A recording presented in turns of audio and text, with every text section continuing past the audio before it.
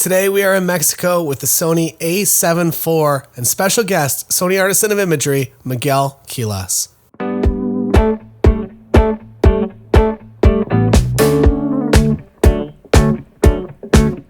Welcome to sunny Mexico. We've been here for about 10 days now, and I have been using exclusively the Sony A7 IV as my main camera. We were leaving for the stratosphere, easy breathing in your atmosphere. Oh, how could I? So, recorded this beautiful video in Mexico with the calming waves in the background. Got home, obviously did not check the footage, and went to review it, and it looks like I put 16 mist filters on that footage, and I'm not going to make you sit through that. So we're going to talk about it again here in the studio. This is going to be the A7 IV review for just general photographers, travel photographers, landscape photographers, as well as portrait weddings. And tomorrow I'm going to do a video more specifically to wedding photographers, because I feel like there's a number of you that watch the channel. So maybe subscribe, turn the bell on, or just come back tomorrow, 9 a.m. Eastern. The wedding photography video will be up with the Sony A7 IV. I honestly didn't think that they would make this camera, and it's because I really did believe that making what I would consider to be the most perfect camera for a general user would push people away from ever buying more expensive product. The Sony A7 IV is a well-balanced, all-around great camera that is more than good enough for pretty much any photo or video job that you could really ever find yourself needing to capture. If you're a little bit confused with the Sony product lineup, you're not alone. I've made this sheet here in Photoshop, and I'm going to kind of talk you through, I guess, where you might land depending on your needs as a photographer. So as you can see, Sony A7 IV right in the middle of the screen. And as I mentioned, it's that general all-around great for pretty much everyone camera. If you want to get more into the video features, you might come down here into the bottom corner for the Sony A7 III, which is a much more video-centric version of this camera. Or if rather than the additional video features, you would prefer to have higher megapixels, say for your landscape photography or your portraiture, head on over to the A7R IV. So R, I don't think it, maybe it does stand for resolution, I don't know. Leica did that too. And then you come on up over here to the Sony A9 Mark II, which is, I would say, the general fast camera. So if you're looking for a sports camera, but you don't want to go all the way to the flagship A1, you're probably going to find a pretty happy spot there, as well as wedding photography. I know a lot of wedding photographers have this camera. And then just to mix things up, let's go on over here to the A7C, which is the entry-level full frame. I should also mention these are all the full frame Sony mirrorless cameras. There's a collection of APS-C versions. And the Sony A7C is the entry-level camera. And if you want all of these features, you want everything that's on the screen here, you can head on over to the A1. It's expensive, but it is amazing. It will do all of the things that you see on the screen. The only thing it doesn't do is it doesn't have this front flip screen that I really do enjoy. Specifically for self-filming, for video, I've become very comfortable with it. So my personal preference is to go with this style of screen. And I do find that to be an incredibly valuable tool for specifically what I do. And I think the benefit of the A7 IV is that if you aren't sure, this is a pretty safe bet that you're not going to be spending A1 money, you're not going to be spending money on features that you don't need, but you're going to get an extremely well-balanced camera for a great price. That's enough of the spreadsheet stuff. Let's go have breakfast in Mexico, right? That sounds like a band.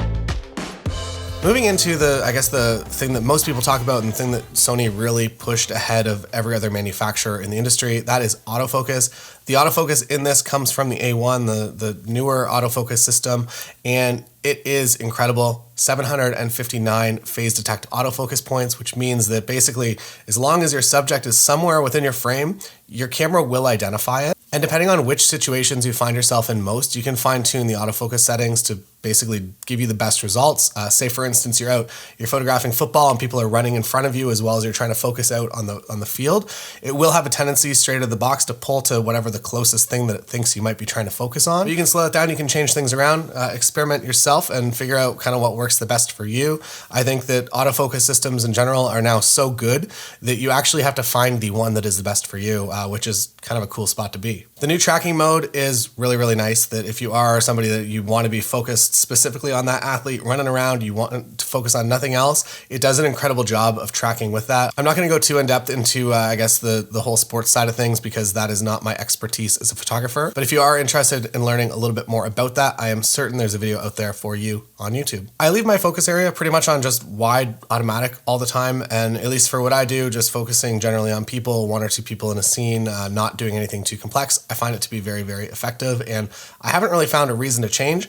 You can change one of these back buttons here to turn off or disable eye detect autofocus if you want. A reason to do that would be if you're trying to focus on a specific object, but there's also a few people in the scene, the camera is going to have a tendency to go find those eyeballs because that's what it's set to. Setting one of those buttons to disable eye autofocus just is an easy and simple way for you to communicate to the camera exactly what you want to do. A big feature for me, as I mentioned in the intro, is this front-facing screen for doing videos on location. I've also found that I'm primarily a wedding photographer, I really enjoy shooting like this. I find that it's a very comfortable place for me to be. I feel like you also get a lot less attention as well, that if you're always through the viewfinder, you got a big camera with a big lens. During candids, during cocktail hour, I guess street photography, everyone's always gonna have kind of an eye on you or at least be aware of your existence. When you're shooting from kind of not the hip necessarily, but kind of mid-waist, you can really kind of hide in a lot of situations and get a lot of real images, which for me is something that's very important. Depending on which country you're in right now and depending on, I guess, what's going on,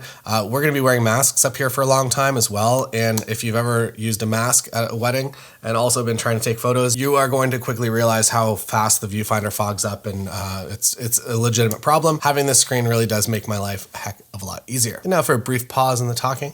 It's not an advertisement, don't worry. But head on over to Tulum and watch some straight out of camera footage and photos.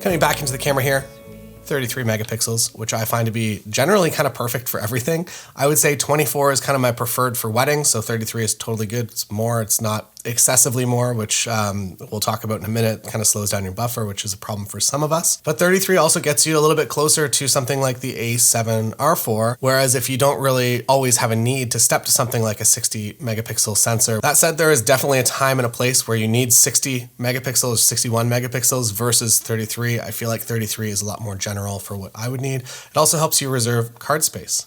Next up, cards. I don't have mine. They're in the box. I'm sending them back to Sony. So this is a CF Express Type A slot, which is probably a card that you don't have yet. The benefit is that it is incredibly fast, which speeds up your buffer, which again, I'll talk about in a minute. The downside is a little expensive and you do have to get a new card reader. The second slot here is an SD card, which I have many, many of, and I wish that it would have been the hybrid that I could have put an SD in here if I didn't need to unlock the full speed of the camera. A bit of a bummer, but I only cried for about 9 hours about it and I'm over it now. Battery life is great. I use this in the hot sun, which means that this thing's got to be nice and bright, as well as I use the viewfinder probably more than I usually would have. And I would say that the battery life easily stacks up against the Canon R6 or the Nikon Z6 II. And if you're looking at the battery life metrics, they need to update those. Like whatever they're doing, whatever the spec sheet says, you're gonna get, I would say, at least 8 to 10 times that performance from any camera. So if you're looking at a new camera and you're like, wow, this thing only gets 400 photos per battery, it probably gets you 3,000 to 4,000 photos per battery. Unless maybe you're taking one photo every hour and just leaving the screen on and being actively tracking focus. Maybe that's the test I do. I don't know. Anyways, this thing performs well.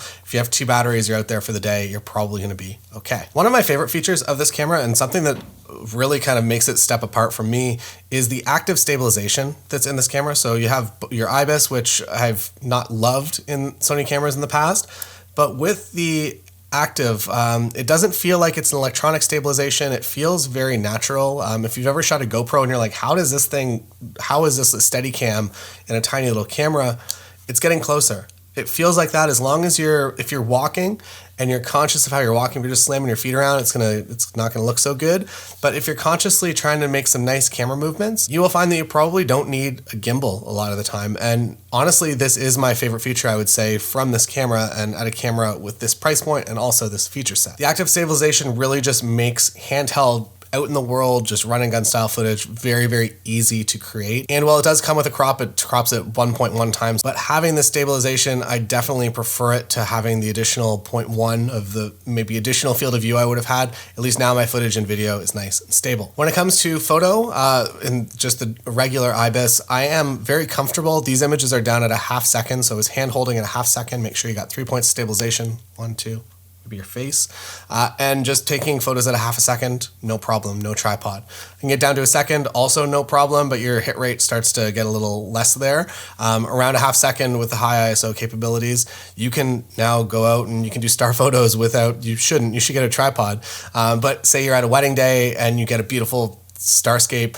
and your couple's out there and they're having their first dance under the stars. Now all of a sudden you can actually capture that handheld. Unless of course the couple's moving, then they're going to be blurred. You might have to stack some exposures. Anyways, very good IBIS for taking pictures and being that human tripod. Make sure 3 points of stabilization and you can shoot some insane slow shutter speeds. Frames per second, you're obviously not going to be getting something of the speed of the Sony A1 or the A9 II. What you are getting is something that I would say is generally useful in most situations, specifically for me as a wedding photographer, no problem at all. You get on paper 10 frames per second, but that is if you're shooting a compressed file. If you're shooting the full lossless non-compressed file, you will likely be seeing something maybe more around 6 frames per second, which I think is totally fine and reasonable for 90, even beyond 99% of what I do. Also, maybe a quick mention that it actually does get quite hot.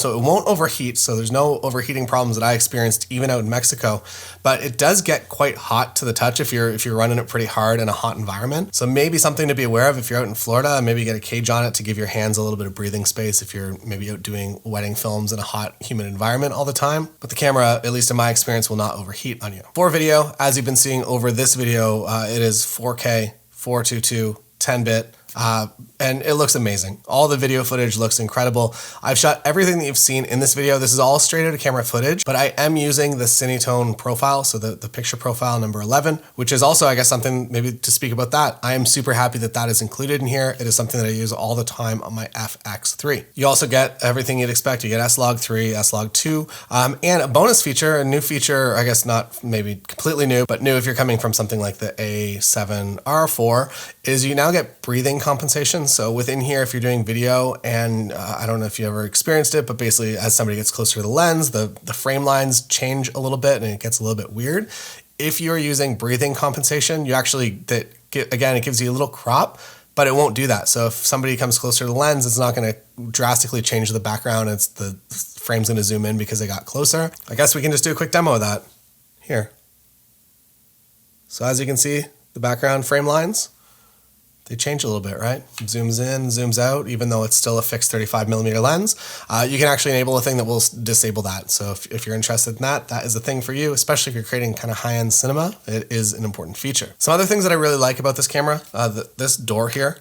So Sony does it completely right when they make a dedicated mic in. You can also just do the multi-shoe if you have a microphone that like you don't need a wire. We use the Rode VideoMic Pro and I really just kind of enjoy using that microphone, so I still do use a cord. Also you'll notice here that the microphone hole is above your camera. So if you have this, you're not going to be obstructing any information on the screen, which is an incredibly nice feature to have and one that is definitely better than my Canon R6. You also have other doors here for headphones and they all feel very solid. They're not the really hard, I guess, FX3 doors, but they do feel very, very durable. And then in here, a full-size HDMI port.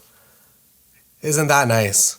Wow, I've broken so many HDMI micro cables and mini cables trying to connect things, and to just have a full-size HDMI is really, really nice if you are somebody that's going to be putting a screen on this and running a little bit more video. And then the bottom door here reveals the way you can charge it. You can just plug it in USB-C, charge it via USB-C. Moving inside the camera, the menu system from the Sony A1 and the A7 III comes in this, which is really, really nice. Touch screen, so you can just easily navigate. I find that it's almost to a point that I'm super happy with it. I still, or at least in the past, that if you specifically want to set up video settings, I found it to be challenging in the past. It is a lot better in this camera. This wheel up in the top here used to be exposure compensation. Now it's whatever you want it to be. I've just set mine to ISO. It's also lockable, so you can lock it. And I have that set to ISO. I have this set to shutter speed, and I have my aperture on the front. You can mix and match those however you want them, but it's very nice to have easy control of all three things that I use all the time, always on my fingers. Maybe to quickly mention on ergonomics as well, this camera feels very, very nice. All the buttons are in the right spot. You can reach everything. The body does not feel oversized, and it also doesn't feel too small, which really does make me happy. I should have mentioned this, maybe the high ISO performance when I was talking about slow handheld shutter speeds.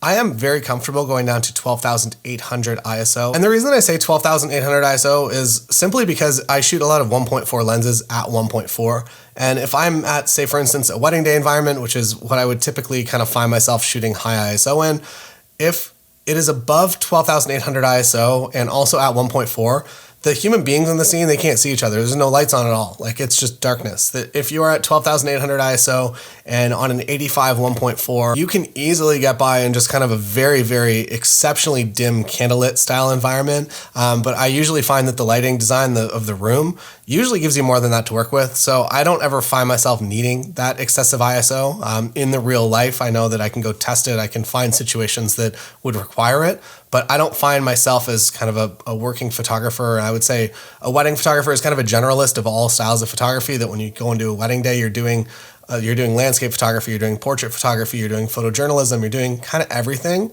And in my day as a wedding photographer, I don't really ever have to push above that. So maybe something to think about if you're looking at the specs and you're like, the high ISO of this camera is better than this one. This is more than good enough for really any scene you're ever going to find yourself in real life. Another fun thing, these shutter blades now come down. Don't poke them. They're very, very, they're delicate. The reason that most Sony cameras and other cameras didn't do that is because they don't want you touching them, because that's going to be the main repair they get coming back, because you're touching the shutter blades for some reasons. Don't touch them. Just let them be, and they're not going to take that feature away from you. You can continue to have the shutter blades down, covering the sensor from dust, as long as we don't screw it up. So if you see a friend trying to touch the shutter blades, don't let them. Slap their hand away, but not in the direction of the shutter blades, away from them. When it comes to the colors of Sony cameras, I know that this has been a point that a lot of people have been like, I don't like the color science. And while I do find there to be differences between camera systems, it's just different color science. So if it's for you, that's awesome. Using the Cinetone color profile that I use on pretty much everything, I am super happy with kind of everything going on inside the camera. I will say, however, definitely find a custom white balance, that if you just let the camera choose auto white balance, I find that it's never really exactly what I want. However, if I change that to shade white balance or cloudy white balance out in the world, even if it's not cloudy, I feel like that gives me a profile that I enjoy the most. And it was a very, very easy switch, and one that as soon as I saw the images was like, whoa, that's significantly better and more to my vision of what I wanted to create. I just had to have a little bit of input in the camera. Now let's talk about a very important thing for myself as, I guess, a photo video creator, and also as a wedding photo video creator, that I go out there and on one wedding day, I am both the photo person as well as the video person. One of the spots that Sony has definitely struggled with is buffer speed. And basically the reason that I haven't really shot any Sony cameras on the channel is because I'm typically doing photo video coverage. And most of the cameras that if you're taking a lot of photos really, really quickly and then trying to switch to video mode, it'll just say unable, and you'll see the files counting down, and sometimes it gives you seconds left before you're able to record a video. And then as soon as that's done, you're allowed to record a video. So my problem is, a couple is coming down the aisle at me after they got married. People are throwing stuff, flower petals in the air. I'm taking all those photos, and I want to be recording video instantly also. So I want to get my 10 photos, like, okay, got the photo, and switch to video and be tracking back with them. And Sony cameras in the past have not been able to do that for me. With the advancements, I would say, of probably the CF Express Type A slot, it is a heck of a lot faster. I did find one workaround that I kind of had to do. So most of the day, it'll be no problem that the cards are more than fast enough. The slow point is obviously the SD card in here, that if you're writing raw files to both cards, which you should be, you will notice that the SD card is a little bit slower, even if you have the fastest SD cards available. But one workaround that I would recommend for those really fast-paced moments where you do have to capture all the photos of them coming down the aisle and then get the video, and if you're just one human being, is to actually switch your second card kind of prior to that moment to write the RAW file only to the CF Express Type A slot, which is faster and more reliable, and then the JPEG only to the second card. So for a little bit of time of the day, I'll only be writing JPEGs to my second card, and that is to speed the buffer up. And if you do that, it will keep up with, you can just be taking a lot of photos and then be recording within, I would say, maybe a second or two. It's definitely on par with the other camera manufacturers because you don't have to switch anything. You just hit the button. You're in photo mode. You don't have to switch to video mode. You can just hit the record button. And now we move into the only negative. I'm sure you're already aware of it. 4K 60 does come with a crop. It is a negative for me in a wedding environment, but it doesn't matter. For instance, last year we filmed a bunch of ski and snowboard content. I would rather have the additional reach than have the depth of field is the thing that you kind of lose. There's math involved. You don't really lose it, but it's cropping in and it looks a little bit different. So in that sports environment, that's fine. I'm happy to have that crop. In a wedding environment, if I'm shooting a 35mm f1.4, I want it to look like a 35mm f1.4 and not the crop version of that lens. You're spending good money on your glass. But that said, I am still so happy with this camera overall, and I'm very, very happy that I had it for the time that we were in Mexico, and I'm sad that I fogged up the footage because it went from maybe a quick tip for destination wedding photographers. If you're in Mexico and it's hot and sunny outside and you're in the air conditioning doing the getting ready photos, make sure that you have sufficient time before the ceremony. Don't just run out of an air conditioned space into the hot sun for a ceremony because you may experience some fogging, you may not. It hasn't honestly been a problem for me for the past bunch of years, but it was specifically a problem in Mexico today. So thank you so much for joining me. Tomorrow will be a little bit more of a talk specifically to wedding photographers and wedding hybrid creators about this camera. And unfortunately, Miguel, we've run out of time today. I'm so sorry. No. It's okay. It's no big deal. It's cool. We'll catch up next time.